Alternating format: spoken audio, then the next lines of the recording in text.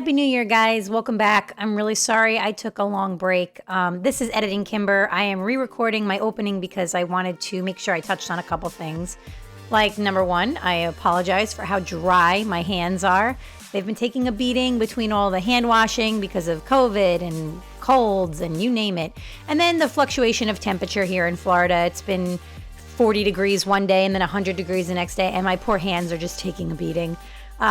But anyway, I have a lot planned for this year. I'm super stoked. I thought I'd start the year off right with a sketchbook tour. These seem to be my most favorable videos.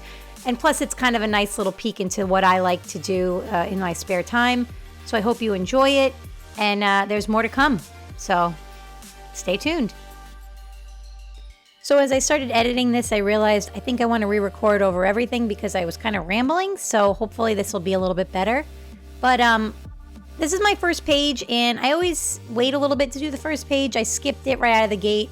I went back to it in September. You could see it said September 6th. I actually revisited an old drawing from Inktober. The first and only time I ever did Inktober was in 2015.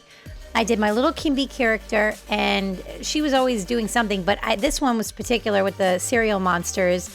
So I drew, like a redesign of it. It is actually on my Instagram, so if you're curious to see what it looked like in 2015 as to how much my style has changed, feel free to take a look because I think you would enjoy it. So I worked with a young lady this holiday season. She did 2 themed boxes. She made candles. So I'm going to link her below. And she did an elf box and a Nightmare Before Christmas box. So I made some magnets for her. And my first design was, my old school lettering, and it was an old design that I had done years ago on a chalkboard. But then I thought I really wanted the focal point to be like Buddy. I thought it'd be funnier. So I ended up kind of switching gears and sketching my ideas more toward Buddy the Elf. And these, by the way, these final designs are available still on my website. I had a couple left over from when I placed her order, and they are on my website for purchase. So if you like Buddy the Elf or Nightmare Before Christmas, you will be very excited to see that I have those on my website as magnets. So the Nightmare Before Christmas one is the Fool tarot card using Jack and Zero. The reason I chose the Fool was because I know that it represents new beginnings and, being excited about the future and also being inexperienced. And I felt like that's kind of Jack's thing. Like he's excited to try a new holiday, and it just seemed very fitting and it kind of worked. So down in the left-hand side there are those little Bob's Burger pumpkins. I also worked with my friend at Real Life Candle Co.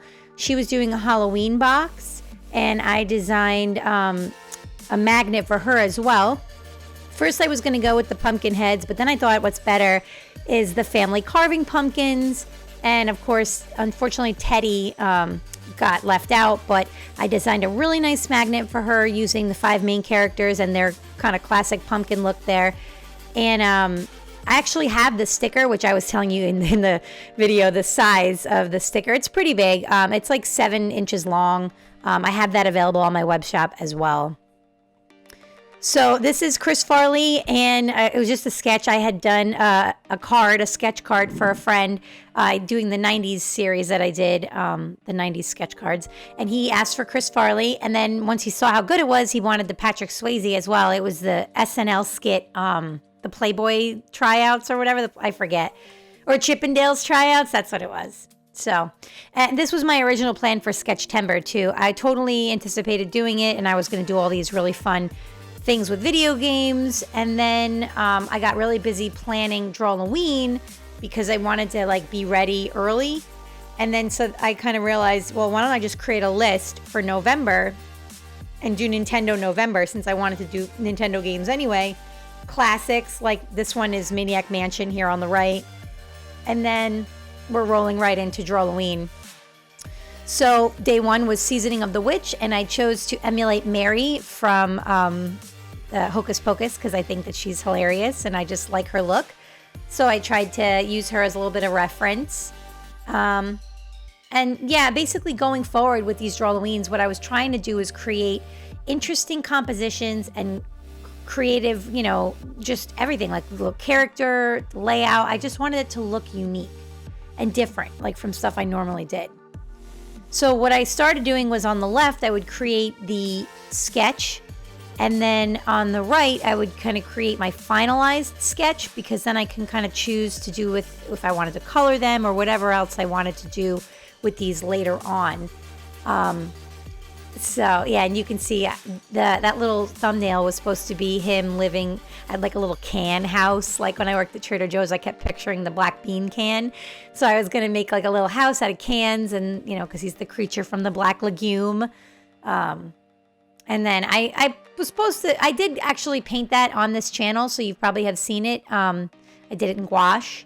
But I think I'm going to do something else with all these, because some of them are just too good to just sit in a sketchbook. So keep your eye on that. If you're interested and you like these, I might make a coloring book. I'm not 100% sure, but I'm going to do something with these. So I'll try the zombie juice. It was a play on Jamba Juice. I used to love Jamba Juice when I lived in LA, and I always found myself there. So I thought it was quite fitting. Hair scare routine. Of course, I imagined Edward Scissorhands, because I think he cut hair as well as did topiaries. So he is giving the Bride of Frankenstein a new do, and it is a rabbit topiary on her head, which is her hair. So, of course, next day, mad scientist needed an aisle 2. I love Frankenstein and Frankenstein's monster, and how funny would it be if he is in the supermarket destroying the boxes of Frankenberry because, he thinks it's him. So that's what I was imagining when I was drawing this. Sasquatch Watch, day 6. This one was fun. I actually was picturing something funny where, like, you could see on the left side, the two little guys kind of very, very roughly looking through like binoculars or something, and he's kind of standing behind them in the trees. I'm pointing to it now. But what ended up happening was when I showed it to my friend, she suggested, what about like Baywatch? And then I thought, oh, that's brilliant. So that's where that came from. So signing the trick-or-treaty, very simple. Again, I'm just going for dynamic illustration. I gave myself a box every week or every night to work into, because it made it easier to create a composition in a smaller space. Sometimes I fear when it's on a full page, it's just overwhelming for me, and I don't know how to like keep the image contained. So if I work inside of a box and then break out of it, it's much easier. And this way I can concentrate more on the layout and the characters. Like I really wanted the characters to be dynamic and fun. And I think this actually illustrates that really well. I use a lot of reference, especially like I looked up people at board meetings and things to get that exact kind of reference angle. Because, it could be tough if you're imagining something in your head, but you need to see it. Why not? Look up reference, use it. It's okay. Just don't steal someone's like photo verbatim. But, reference is good. So moving on to High Noon at Candy Corral. This one's a little self-explanatory if you're a fan of Gravity Falls. And since I recently had done, when I was drawing this, the Gravity Falls build that you can also see on my YouTube here, I thought of my favorite episode, which is Summerween, and I decided to do a showdown between Seuss and that candy monster, because why not, right? Next day, day 9, was Area 52, and there actually is a reference in Doctor Who, the Matt Smith era. I think it was actually the Wedding of River Song episode, where they go to Area 52, and it's a giant pyramid, and it's holding all the Silence characters, which are those scary-looking things behind him. Plus, I love Matt Smith, so I need an excuse to draw him, right? This one is also based on a Doctor Who, the Vashna Narada, which is one of my favorite episodes. It was Silence in the Library. I thought it would just be funny to have that guy in there. So the Haunting of Lunar Base 4 just seemed perfectly appropriate to throw one of those characters in. And actually, there was an episode where he was on a lunar base, but it was Peter Capaldi's doctor. And I think it was like there was something where they were turning into ghosts. I don't remember the whole episode, but I was thinking Vashna Narada for that one. Ghouls just want to have fun. Again, I just wanted an excuse to draw pretty demon-y girls. I don't know. I was just practicing characters. So that was day 11. For day 12, Igor's really into fitness lately. Goat yoga is hilarious to me because I can't even do anything with my dog like that. I couldn't imagine putting a goat on my back, but that just seems hilarious for something that Igor would do, right? So 90 Day seance, which I kept pronouncing it seance. That's actually Big Ed from 90 Day Fiancé. I don't actually watch the show, but he's a pretty famous like guy from that show. I always see like the commercials and he's on it. So that was my little doodle of that. And I just love that skull. Oh, so cool. Yeah, I get really excited about my own work. GT Live is one of my favorite live streams that I watch. I don't typically watch live streams, but when I do, it's usually GT Live, and it's usually Matt Pat and his wife Stephanie, and they actually make me laugh, and they scare the crap out of me when they're screaming because they're startled. I'm jumping out of my seat typically too, and that's Five Nights at Freddy's because I just love that game. So I figured might as well just put it out. Like that's the funniest thing I've seen them scream, you know. So day 15, Spooky Sports Network. I looked at a bunch of reference of soccer players, and I just wanted to draw monsters playing soccer. So, and then, you know, I had an opportunity again to draw a really weird looking like monster and like character design. So I definitely want to reach back into these and maybe do a little bit of more detailed sketching in some of these, but these, I was really happy with the outcome of a lot of these. Especially this one, Mummy's on a Plane. So I loved Samuel Jackson. I loved drawing him. And of course I had to give him a snake. Now the funny thing is, and I didn't realize it until after I drew it, was the wrap on the mummy that's getting caught in the, see right there, I'm pointing to it, getting caught in her little cart. Actually looks like a snake. So it was entirely appropriate. Plus the mummy's face cracks me up. I'm definitely doing a painting of that, by the way. Like, there are some of these I picked out that I know I need to do a painting of and then do, like, prints. So this is Batatouille, and at first my idea was to use Frankenstein and, like, a bat on his head. And I thought, you know what? I feel like that's too easy. So then I went with the direction of the Muppets and thought of the Swedish Chef maybe cooking the Count from Sesame Street. Because he would be a bat, right? He's like a vampire, so he would be a bat. So he's making Batatouille. Whatever. The point is, I'm actually going to color this with crayon. So if anyone's interested in seeing me use crayon and how I build up layers and colors and things using Caran d'Ache crayon, let me know in the comments because I will actually make a video of it and put it up here. Otherwise, I'm still going to do it, even if people don't want to see it. But, you know, if you're interested in seeing the process, let me know and I'll definitely make a video of it. So there's a clown in my closet, and when I was a kid, that poltergeist clown, that one scared the crap out of me. So I thought, if that was in the closet, who would be afraid of that? And I just thought it'd be funny to make Pennywise afraid of that, because why not? Pennywise, especially the new Pennywise, is just awesome. But I just imagine him being afraid. And I have the old Pennywise on the sketch page, too, you can see. And of course, he has a little Bozo the Clown toy. This is a no-brainer. I love What We Do in the Shadows. If you've seen my video on that here as well, I have a nesting doll set. But Staten Ryland is actually one of the restaurants that they drive past in one of the episodes, and I thought it was hilarious. So I did Guillermo and Nandor. And actually, the actor who plays Guillermo posted this. He shared it in his stories on Instagram when I had posted it. I was really excited. I just think the idea of them riding around in this little, you know, like this little motorcycle with the little cab is hilarious. The next killer app, of course, Jason would have trouble sleeping. So he's downloading the Dream Warrior app, and it's actually Freddy Krueger's attempt to kill more people. So there you go. The next killer app. I just really love both of those icons, and that genre in general. Labyrinth Laboratory, blah, blah, blah. Jareth, of course, you have to draw Jareth because he was the best character, and who doesn't love David Bowie? And he's doing experiments on all the creatures. This definitely needs to be a color. I don't know if I want to do watercolor or something. This is what I was saying when I was tapping the book. I really want to do something with it because it's just such a cool idea. And all of these actually are really fun. So I'm thinking about a coloring book, but I think I might just make prints of some of these too, like color them, make prints. I think I would like to see them in color. I think other people might too, so we'll see. Say Yes to the Possessed. I chose Dana from Ghostbusters, and she becomes Zool, and it even has her name there.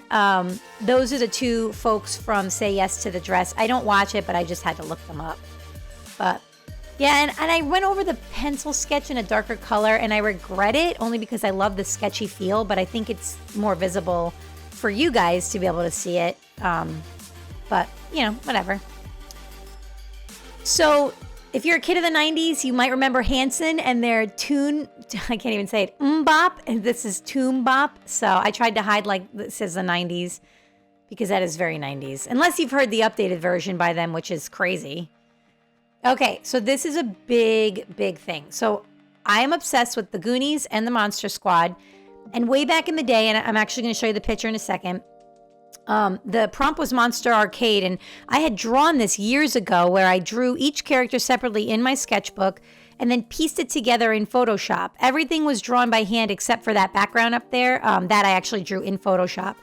But I still wasn't 100% happy with it after I did it. It was cool, and the idea of the Goonies meeting the Monster Squad in an arcade is totally, you know, fun and nostalgic.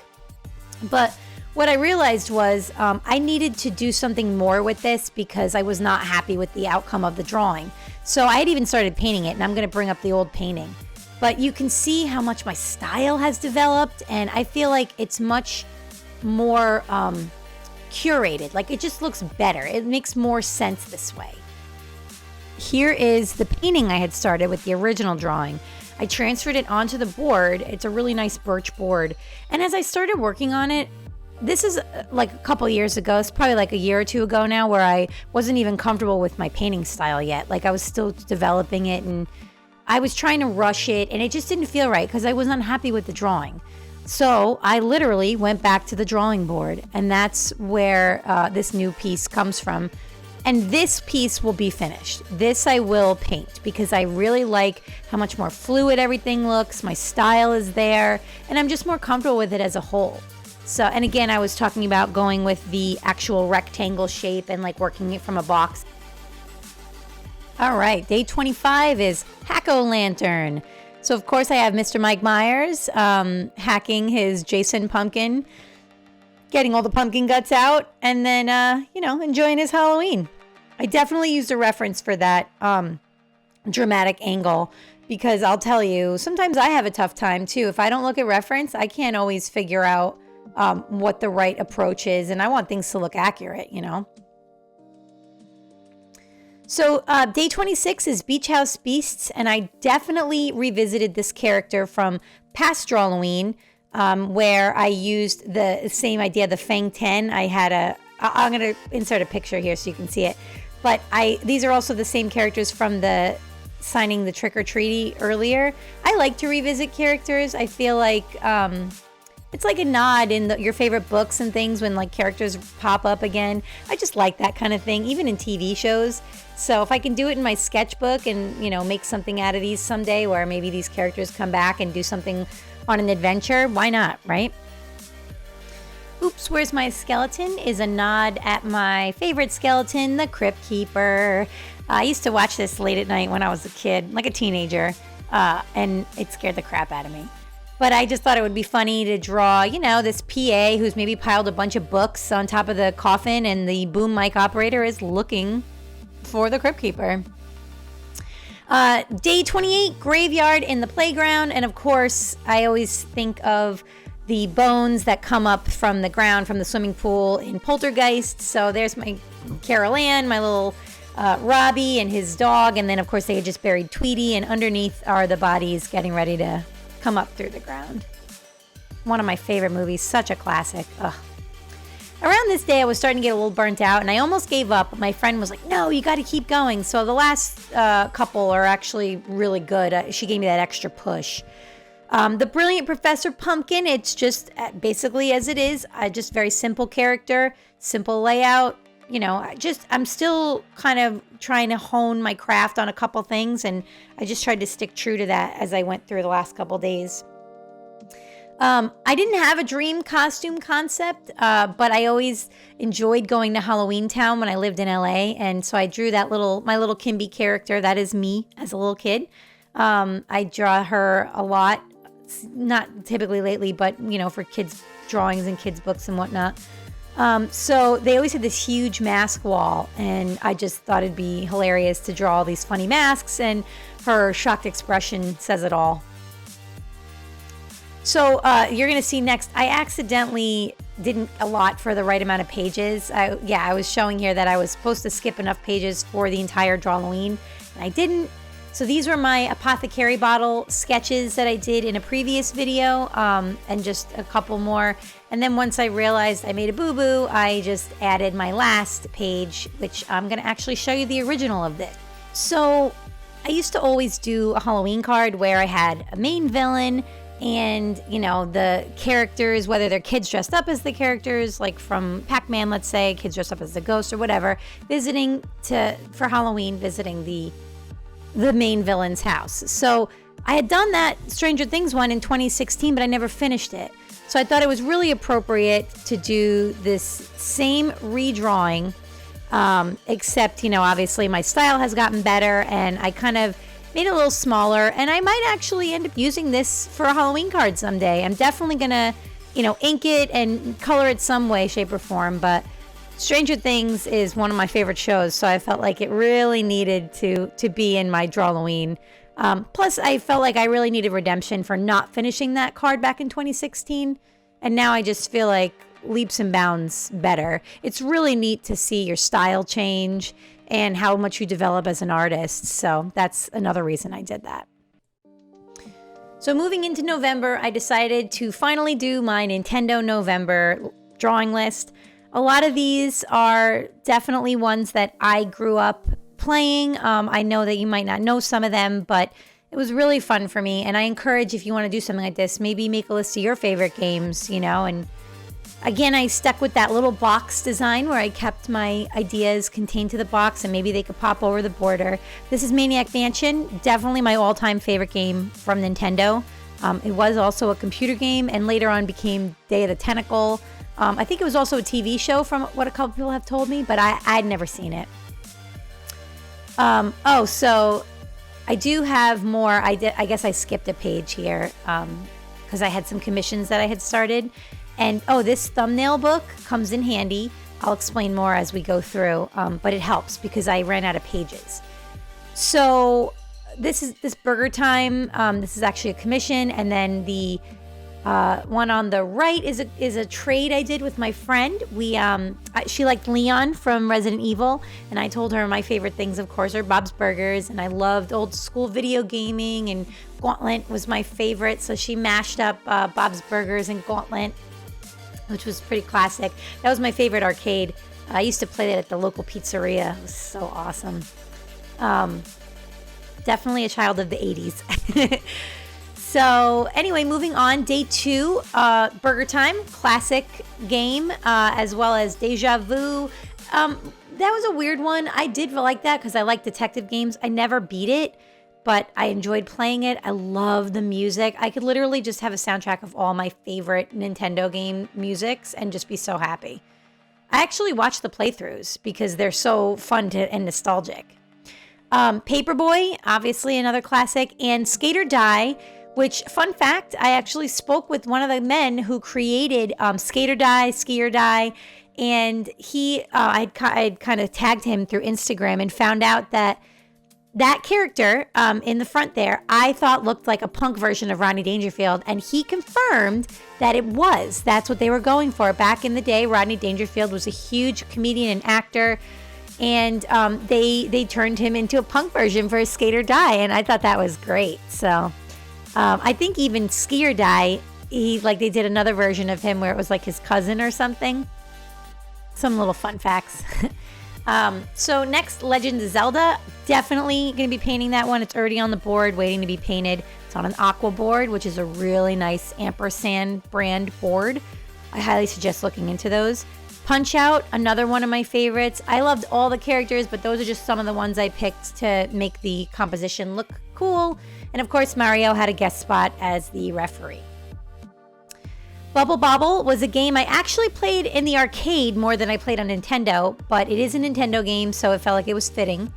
And Hogan's Alley was actually one of the first shooter games where you use the shooter, the Nintendo gun. I don't know what it was called, but see, I'm even doing the motion there. But anyway, it was a really fun game. It was like a target practice game. So, and it was one of the rare ones I remember using that besides Duck Hunt.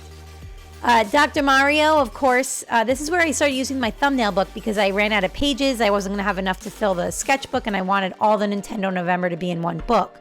So I thought, oh, I'll just use this thumbnail book, which I will link below where you can get your own. I believe I got a pack of 5, and they really come in handy because you can use them for anything, like illustrations. You can use them for, there's his shop right there. You can also use them, though, for like planning out graphic novels or comics or something. Like, they're really set up nicely for the pages and whatnot. I just needed something small to sketch in because I had taken up both sides. But that was my sketch. And I had to throw Luigi in there because I just love Luigi. He's my favorite. And I was kind of bummed that, like, I thought, there's no real scenes in this game, so let me just do something, like, fun. Zombies Ate My Neighbors is actually a Super Nintendo game, but I accidentally put it on the list. And just for reference, so this is my digital drawing. I basically put this sketch in Procreate and redrew it. And this is what it looks like digitally inked. Now, I also traditionally inked it. And when I traditionally inked it, I redrew it in this Copic marker book because I plan on using markers to color it. But I had a poll going and everybody voted they liked the traditionally inked one better. I don't know if it's because of I personally like the characters better. I'm not 100% sure what everybody else thought, but I'm going to turn this into a coloring book, and it just seems appropriate to have the best illustrations in there. So I might end up traditionally inking some more. And that was my thumbnail. That was my very loose thumbnail for the Zombies Ate My Neighbors. Going into the next page is The Boy and His Blob, or A Boy and His Blob, which actually had a game design. That was my little scratchy thumbnail. It had a redesign, I believe, in 2012. But because when I played it on Nintendo, it was super pixelated and you couldn't really see anything at all. But I really wanted to bring life to these characters. And so that's my little version of the kid.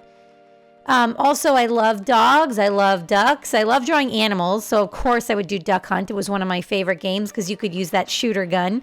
So I had a couple different ideas, but this is definitely the one I stuck with. And that's going to come up again later in another project, that Duck Hunt dog. So remember that. I wasn't a big fan of Kirby's Adventure. I thought I liked it more than when I actually watched the playthrough. And I'm not as crazy about that illustration because it just kind of seems boring compared to everything else I've done. So I might rework it or I might leave it out. I'm not 100% sure. But there's definitely some kind of coloring book going on in the works with some of these illustrations, including Drawloween and my Nintendo November. So if you're interested in that, let me know in the comments because it's definitely something I'm giving a lot of serious thought to. So if you'd want to color in those, then I'd love to hear it. Pac-Man is probably one of the most iconic games out there, and of course I wanted to give him my own little spin and my version of him. So I just did a nice quick close-up of him, and here's the illustration or the thumbnail before I did the larger, I shouldn't say illustration, it's a sketch. But I really wanted to be kind of more creative and show I can do more design elements. Like here in the Castlevania one, I really brought that character to the foreground and added some of those little elements that made the game what it was. And including in the Jaws one on the opposite page, that game was so literally 16, 8-bit, like, was it 8-bit? 16-bit? 8-bit. It doesn't matter. Graphics were bad. And I really brought it to life. Those conch shells, when they would drop down, oh my God, that's the one thing I remember of that game more than anything. And the music. The music was pretty iconic. So going into the next day was Excite Bike. I loved that game. It was super fun. I did a little quick sketch of how I wanted the angle to be on the bike. I did have to look up reference of motocross because I honestly could not draw that from memory. Princess Tomato in the Salad Kingdom on the opposite page. There's my thumbnail for it. That's definitely one where I'm going to revisit those characters. I love that game. I must have been the only weirdo who played it, but I will tell you, it was genius because the guy who created it made it so that his daughter would eat her vegetables, which I think is hilarious. And I actually wrote a kid's book in college that I did so that I could kind of get kids to eat their vegetables, which I think is really probably why I loved Princess Tomato so much. Granted, I don't even eat my vegetables as much as I should, but Anyway, I think that game was an inspiration for that little story that I did in college, and I never did anything with it, so don't ask. Panic Restaurant. I don't actually remember playing this as much as I thought. When I watched the playthrough, I was like, wait, that's what it was? So I think I just liked the art and thought, oh, I must have played this game, because that's usually why I played a game, was because I liked the box art. Which goes back to Princess Tomato, because that was like a claymation looking box art. I'll never forget it, and I think that's what made me want to play that game. Classic Mega Man and his arch nemesis, Dr. Somebody or other, I can't remember. My boyfriend is an expert on Mega Man, and he would tell you better than I could, but he's not here. So, Mega Man it is. I didn't actually have Bart versus the Space Mutants planned. It was supposed to be Bart versus the world. But I just remember these iconic scenes where his neighbors would walk by like x-ray windows or something, and then you would see that they were actual aliens. So I just felt like that was really much more telling of my childhood and how I remember playing and what I remember playing. So I did that game instead. Gumshoe I didn't play too much. I remember it probably because I liked detective games. I think you had to... I watched the playthrough again, but you had to basically go help this little girl. She had been kidnapped, and you had to go find her. I don't remember the significance of the balloons, but... Teenage Mutant Ninja Turtles, my favorite part, that pizza thing up there, when you could find those. I used to get so excited about finding those. I never got past the water level. I don't know many people who did, but if you did, congratulations. I was horrible at it. Super Pitfall. I played Pitfall, the original one, on Atari, and I loved it, even though it was super, super pixelated. I think that was 8-bit. Either way, I really loved that game, and so I didn't actually play Super Pitfall on Nintendo. I played Super Pitfall: The Mayan Adventure on Super Nintendo, and it actually has a really great callback at the very end of the game to the original Atari game. I do have that little screen capture on my Instagram when I posted this page, so if you're interested, go check it out. It was really funny. But again, that was one of my favorite games, so I had to kind of throw it in there. So Gauntlet was actually one of the first games I played in the arcade. We had my grandma owned a video store. I know I always say this. When I was a kid, and next door was the pizzeria, and they had the 4-player giant Gauntlet arcade cabinet, and I loved it. I would waste so many quarters and time, and you name it, I was always there. And it was so much fun to play, and I really want to sit and redevelop these characters a little bit more in my style. So I'm definitely going to be doing that again. For Christmas, I had actually designed, someone ordered some ornaments from me they wanted Bob's Burgers mashed up with Star Wars. So they had Leia as Linda and Luke as Bob. And not Luke, I'm sorry, Han as Bob. And so on the back, I created a burger like Death Star with 2020 coming out of the laser part. So that was my design for it. That's my sketch. And then just some other doodles. The Jimmy Jr. and Tina thing was something I did like a long time ago, and I just redrew it because I always think they're funny and ugly sweaters. And it was something I did for a sign at Trader Joe's when I worked there. These were ornament designs. Someone wanted the gentleman from Hamilton, so I had to draw him out and kind of get a feel for what he was like. And then they also wanted a whale, and I just kind of doodled a little bit. I had been coming off of drawing so many days in a row. It was nice to take a break and just kind of that's why I didn't even finish Nintendo November. I probably will. If I'm going to make a coloring book, I'm probably going to finish it, but I just had to take a break. And Hallowed Winter is actually one of the ones I want to do every year for December. It's a prompt list. It's like only 9, but I'm always so busy from October on, I never really have time. So this was the only one I did where you have Krampus and the alien hanging out in the break room at the X-Files office, Mulder and Scully in the background. Just a little funny nod. I hope this coming year, I hope in 2021, I actually get to do more of those. I really like that prompt list. So this is just a page of doodles. I was just kind of playing around with expressions, and I like dogs. And of course, number 5, Krampus there in the middle. And of course, I think that was my dog I was drawing. And there was this really cute dog with a sweater on Instagram. and I had to draw him. So, of course, you got a Louise up there and a little Red Riding Hood. Getting on to the last page here, we have Billy Bob from Showbiz Pizza saying, "That's all, folks." And that wraps up Illo Sketchbook number 3.